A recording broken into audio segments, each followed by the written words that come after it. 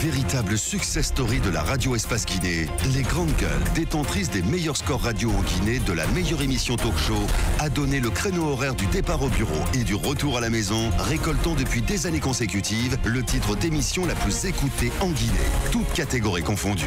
Un grand total de plus de 5 millions d'auditeurs ont été fidèles au talk show Les GG, diffusé jour après jour sur toutes les stations du réseau Adafo Média de 9h à 10h30, un exploit qui restera longtemps dans les annales de la bande FM en Guinée. Merci à vous qui nous rejoignez dans cette émission, très nombreux à nous suivre à l'international. Continuez à réagir sur Twitter. Un peu plus tard, on va essayer de faire lecture de quelques messages en direct dans cette émission, alors que le règlement du différend électoral consécutif donc à la tenue des élections communales du début février entre à partir de demain mardi dans la phase de réception des réclamations. Des partis se plaignent d'avoir été victimes des fraudes. Une frange de compétiteurs donc à ces élections crie à la marginalisation. Il le dit, Titi. Il s'agit des candidats des listes indépendantes qui semblent n'avoir pas été moins épargnés par les défaillances constatées dans l'organisation du scrutin communal du 4 février. Quels sont leurs griefs? Nous posons cette question ce matin. Que réclame-t-il Dame Domani Doré, présidente du Guinée audacieuse, chef de file de la coalition des candidats indépendants au communal du 4 février? Elle est notre invitée exceptionnelle ce matin. Et de là, nous allons faire un saut du côté de Mali Yembéren, d'où nous attend M. Lansana Béa Diallo, il faut le rappeler, député au Parlement européen en séjour à Mali Yembéren, il faut le dire, parce que là de ce côté il y a Méli Melo, il le dit Titi, l'ancien boxeur Lansana Béa Diallo est devenu député au Parlement européen en séjour en Guinée, arrivé jeudi dernier donc en provenance de Bruxelles, accompagné de quelques responsables de la commune d'Ixelles, dont il est par ailleurs maire, il faut le dire. Béa Diallo séjourne dans la préfecture du Mali dans le cadre du projet Guinée Jumelage porté par le réseau mondial Guinée Nouvelle, dont il est le président. Toutefois, depuis que le chef de file de l'opposition, et là celui d'Alain Diallo, a été annoncé dans la même préfecture pour ce lundi, les commentaires, comme d'habitude, vont dans tous les sens. Hasard du calendrier ou convergence politique entre les deux hommes. On essaie de comprendre ce matin. Il va s'exprimer ce matin dans la deuxième partie de l'émission. Avant de continuer, on va essayer de faire lecture de quelques messages en direct dans cette émission. Cet auditeur qui réagit: Salam alaikum les grandes gueules. La Guinée est un pays souverain. On n'a pas besoin de la Russie pour régler les conflits internes du pays. Et pire encore, c'est l'ambassadeur qui a été injuste dans son discours. Roby n'a rien compris. Bravo Moussa. C'est Ibrahim le religieux depuis l'aéroport qui nous envoie ce message. On reste dans le sillage toujours sur le 657 39 13 13 avec ses auditeurs. Bonjour les grandes gueules. C'est Crouch depuis Zagoville, élève en TSS. La solution pour la Guinée est la récolonisation, comme disait Trump sur Twitter. Imaginez Koto. Je comprends pas ce qu'il veut dire. On va y aller avec ce autre message toujours sur le 657 39 13 13. Bonjour les vrais gens. C'est de la part de Baldé Fatako. Je tire chapeau à Tamba pour son analyse.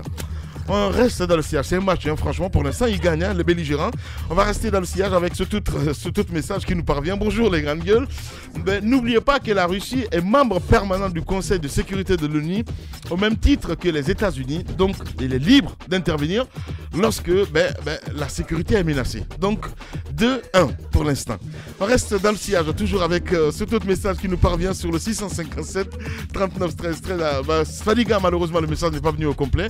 Le temps de voir ce tout message sur le 657 39 13 13. Bonjour les grandes gueules, je suis entièrement d'accord avec Tamba. Là on est battu. Cet ambassadeur doit rester dans son rôle. Il doit respecter donc notre souveraineté. Signé Seydou Diallo, le patriote depuis Cancan, qui nous envoie ce message. Sur le 657 39 13 13 pour l'instant c'est 3-1. On y va avec ce tout message. Bonjour les GG. Je pense que c'est vrai ce que dit l'ambassadeur russe. Donc voilà, 2-3. L'opposition doit changer de stratégie. Amidou Baldé depuis Yimbaya qui nous envoie ce message. On reste dans le sillage avec ce autre Mamoudou Kondé avec le 657 39 13 13. Bonjour les GG, c'est Mohamed Silla depuis Afia. Une victoire à ne point douter en 2020. Il n'y a rien de plus honorifique que les jeunes de ma Guinée natale vivent le président Kouyaté. Il est en retard lui, franchement, voilà. Il est en train d'écouter peut-être l'ancienne émission. Donc on y va avec cet autre qui va départager donc les deux camps. Bonjour les grandes gueules, ne regardez pas politique interne, la Russie, mais plutôt le sens de l'intervention de l'ambassadeur.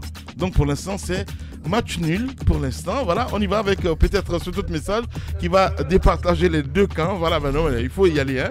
On y va avec malheureusement. Non, je peux pas tricher, mais c'est pas possible. Voilà, allez, on va y aller avec ce tout message sur le 657 39 13 13.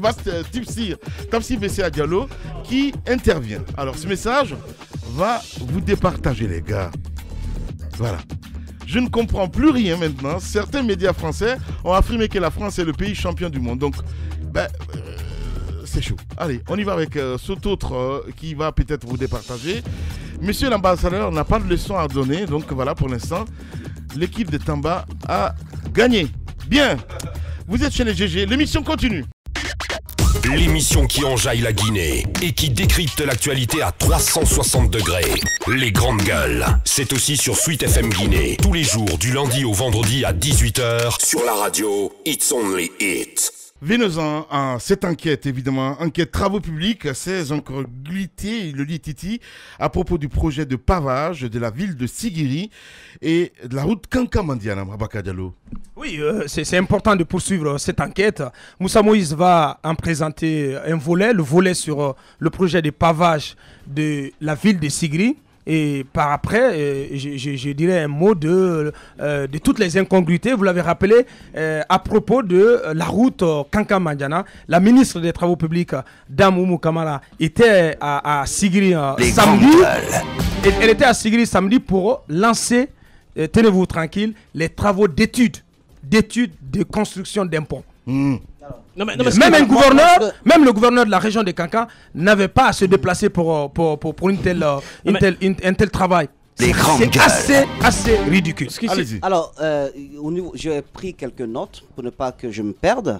Au niveau des travaux publics, l'on procède de manière assez bizarre, assez sinistre, à des retouches incessantes sur les lignes budgétaires qu'on affecte à d'autres travaux où il n'y a pas urgence, où il n'y a pas forcément nécessité.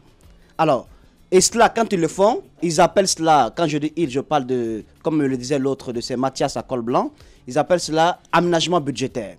C'est-à-dire, le 26 mars 2018, par appel d'offres numéro 004 MTP, barre DNI 2018, le ministère des Travaux publics annonce que le gouvernement guinéen se propose de financer le coût des travaux d'aménagement de certaines voiries des villes de l'intérieur du pays. Une partie des sommes prévues sera utilisée pour le paiement des frais des travaux d'aménagement et de pavage de la ville de Sigiri. C'est le deuxième dossier d'appel d'offres, le deuxième DAO, qui parle du lot numéro 4, qui concerne donc la fourniture des avis par rapport à la construction et au pavage des voiries de la ville de Sigiri. Alors, le problème, c'est quoi? Cette annonce a été faite par le ministre des Travaux publics, Oumou Kamara. Il y a eu ces appels d'offres, ces dossiers d'appels d'offres, mais il n'y a pas un seul budget, une seule ligne budgétaire prévue à cet effet. C'est-à-dire dans le budget voté par l'Assemblée nationale, les députés s'habillent bien, ils sont payés par le contribuable guinéen, ils vont voter des lois, ils vont, paraît-il, contrôler l'action du gouvernement. Alors, ce budget sort, ils plafonnent les dépenses de l'État, ils disent à l'État, voici la ligne rouge à ne pas franchir, en cas de nécessité, voilà ce qu'il faut faire. Eh bien, l'exécutif se permet de retoucher dans ce qui a été voté en prenant sur la ligne A pour la ligne B, de la ligne B pour la ligne C, ainsi de suite. Et si cela était fait pour des cas assez urgents, pour des cas qui nécessitent vraiment une intervention rapide, on aurait pu comprendre. Mais cela n'est pas fait ainsi. C'est fait juste parce que, tout simplement, il y a derrière tout cela une volonté de lancer en même temps plusieurs travaux, de ne pas finir tous ces travaux et de pouvoir retoucher des fonds de part et d'autre. Parce qu'après, on parlera de ces avenants, on parlera de dérogations, on parlera d'intervention de Mme Mamakani afin qu'au niveau du budget de l'investissement, il puisse y avoir un certain aménagement. Voilà pourquoi c'est fait et c'est fait à dessein. Alors, donc du côté de Sigiri, elle annonce là, en se basant sur, paraît-il, une annonce lors des communales qui a été faite par le chef de l'État. Il paraît qu'il a annoncé qu'à Sigiri, il y a assez de poussière, donc il va falloir qu'on procède au pavage de la ville de Sigiri. Mais moi, je vais poser une question. Entre le pavage de la ville de Sigiri et la construction, par exemple, de la route Kankamandiana, dont Abaka Diallo va parler, qu'est-ce qui est urgent? Qu'est-ce qui rentre dans le développement économique de la Guinée. Qu'est-ce qui peut apporter de ressources à l'État? Parce que de l'autre côté, par exemple, on parle d'une route internationale. Il y a 176 milliards qui ont été alloués sur une ligne budgétaire dédiée uniquement à cet effet, dont un seul copec n'est pas tombé sur la route poussiéreuse et escavée de Mandiana. Les grandes gueules. Parce que tout simplement, au nom du principe d'aménagement budgétaire, les 176 milliards ont été réorientés ailleurs. Alors, elle se permet d'écrire à Mamakani, afin qu'elle permette, la ministre de la Coopération, afin qu'elle permette que 50 milliards, pour un premier temps, soient donnés, parce qu'il y a un montant global, je pense aux alentours de 200 milliards qui est prévu, si je ne m'abuse, à Baka Diallo. Elle demande à ce qu'il y ait cet aménagement budgétaire afin qu'elle prenne les 50 milliards. Mais où on prend ces 50 milliards? Puisqu'il s'agit de budget d'investissement. On prend cet argent sur une autre ligne budgétaire allouée à d'autres travaux prioritaires qui ne sont pas terminés. Parce qu'en tout, pour les travaux du genre, il y avait 5 lots. Aucun chantier lié à ces 5 lots n'est achevé jusqu'à présent. Parce qu'on a touché les fonds et on les a distribués de part et d'autre. Alors, expliquez-nous. Pourquoi le pavage revient dans le débat. À Conakry d'abord. On a procédé à quelques... C'est à Conakry où on a commencé à parler de pavage de la verre urbaine. Est-ce qu'ici c'est terminé? Montre-moi un seul lieu où le pavage a été terminé. C'est moi j'aimerais. Le ministère des Travaux publics est un ministère stratégique. Oui. Il nous faut... On a besoin de routes, mais pas n'importe quelle route. On a besoin de routes de développement.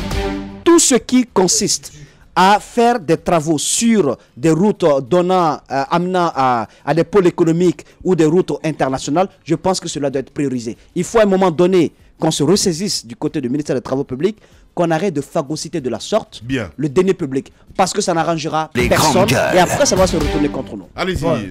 Même si on pense que cette dame fait bien son travail, bien, je sais de quoi je parle, mais la réalité est que... tu penses que... La réalité est que...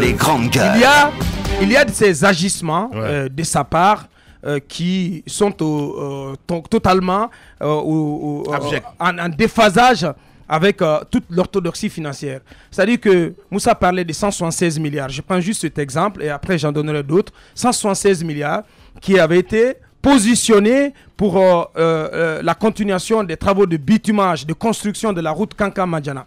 100 milliards en 2016 et 76 milliards en 2017. Des montants, des fonds que Dame Oumou va transporter sur d'autres lignes. Vous savez, il y a la loi organique sur la gouvernance financière dans notre pays. Cette loi financière interdit qu'on déplace 10% de crédit d'une ligne vers une autre ligne. Ça, c'est une interdiction. Donc, elle ne peut pas se permettre. Les populations de Mandiana sont déçues. Sont déçus de la gouvernance. C'est pourquoi le président Alpha Condé a demandé à sa ministre de prendre des actions dans ce sens-là, parce que c'est une préfecture qui a toujours voté pour Alpha Condé. Donc c'est un fief, mais qui pique du nez aujourd'hui, qui est déçu de la gouvernance d'Alpha Condé. C'est pourquoi il faut aller faire quelques actions de déclat en leur direction. Mais ça ne suffit pas, parce qu'il y a eu des annonces, il y a eu des promesses en direction de ces populations. Dans un premier temps, on a annoncé la construction de toute la route Kankan-Mandiana, c'est un peu plus de 100 km, 101 km. C'est une promesse électorale, ça n'a pas eu lieu. Dans un second temps, le président a demandé à un haut commis ressortissant de Mandiana d'aller dire aux populations que ça va être fait en 2015. Après, non, mais je ne vais pas donner le nom, mais pendant la campagne. Je sais pas, pendant la c'est grave ça. Mais permettez que je le dise. C'est grave. Non, mais les hauts commis de l'État, ils peuvent pas, non seulement la loi leur interdit de s'immiscer dans la campagne, mais vous ne pouvez pas leur faire porter un tel message, alors qu'on sait que derrière, c'est une promesse électorale qui ne tiendrait pas. Mais à la fin, 176 milliards ont été déplacés vers une autre ligne. Aujourd'hui, au lieu de travailler à faire en sorte que ce projet continue, parce qu'il faut rappeler que c'était divisé en deux tranches. Il y a une tranche ferme qui a été faite plutôt en grande partie par l'entreprise Guiter. C'était 17 km 500 de bitumé et 22 km dont le terrassement est totalement fini. Maintenant, il reste une soixantaine de kilomètres qui ne sont pas bitumés. Alors que les négociations avaient été bouclées, le financement et des entreprises étaient à la recherche du financement. La dame, elle a systématiquement, depuis toujours, refusé de faire signer le contrat. Aujourd'hui, à cause de la déception, la grande déception qui gagne les populations de Madiana, la dame aujourd'hui, elle fait en sorte que ce contrat soit signé finalement. Mais ça va être complètement financé par une entreprise qui s'est engagée à le faire, qui va être remboursée sur le budget de 2019. C'est un gros risque. C'est un gros risque. Pour revenir, je parlais d'actions, d'agissements qui sont complètement en contradiction avec l'orthodoxie financière. Moussa parlait de ce courrier que la dame a adressé récemment à la ministre du Plan et de la Coopération, dont relève la direction des investissements. Dans ce courrier, la dame demande un réaménagement des crédits à l'intérieur du titre 5. Le titre 5, c'est les investissements. Code 14 comme suit. 50 milliards, je le rappelais ici, 50 milliards pour la mission de contrôle des travaux de reconstruction de la route Kankan-Madiana. Dites-moi si ce projet, si des travaux sont en cours du côté de Kankan-Madiana, Kankan-Kisudou plutôt. Il n'y a pas de travaux là-bas. Bien. Comment peut-on demander 50 milliards pour le bureau de contrôle? Deuxièmement, elle va demander 41 milliards pour les travaux de bitumage en 2x2 voies d'Abompa km 36. Je me demande, on est sur quelle planète? D'Abompa, parce que vous, je crois que vous habitez dans la zone. Oui. D'Abompa kilomètre 36. Dites-moi, moi je suis pas allé. Je n'ai pas pratiqué. Attendez, j'ai pas pratiqué ce tronçon depuis quelques semaines. Mais dites-moi que c'est pas bitumé. Mais je vais te répondre. D'Abompa kilomètre 36. Je vais te répondre. C'est pas bitumé. Je vais te répondre. On ne peut pas. Alors, la dame demande 41 milliards pour le bitumage de cette route. Qu'est-ce que c'est que cette histoire? Oui, je sais pas. Alors que hier, heureusement, les grandes gueules. je vais sortir le courrier réponse de Mamakani. C'est une ministre assez responsable et elle va répondre à la dame pour dire que ce n'est pas possible et que voilà, cela n'est pas permis. Elle va dire ceci, je vais lire le courrier. J'ai l'honneur d'accuser réception de, c'est pas long, de votre courrier, par lequel vous avez bien voulu demander un réaménagement des crédits budgétaires entre les lignes des projets et programmes de votre portefeuille d'investissement public pour un montant de 296 milliards. Parce que 200 milliards pour Sigri, 50 milliards pour un bureau de contrôle fictif sur la route Kankan-Kisudou et 41 milliards pour Dabompa kilomètre 36. Alors la dame va opposer une fin de non-recevoir. En ces termes, je vais y parvenir.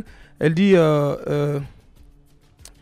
cette ligne intitulée ressources propres représente la somme des crédits alloués à l'ensemble des projets et programmes financés sous les ressources intérieures BND dans la loi de finances. Donc, les sommes qu'elle demande à réaménager, à affecter à d'autres travaux, la ministre du Plan de la Coopération lui dit que ces ressources représentent l'ensemble des ressources propres qui ont été mobilisées sur le compte du budget national dans la loi de finances 2018 à la cause des travaux publics.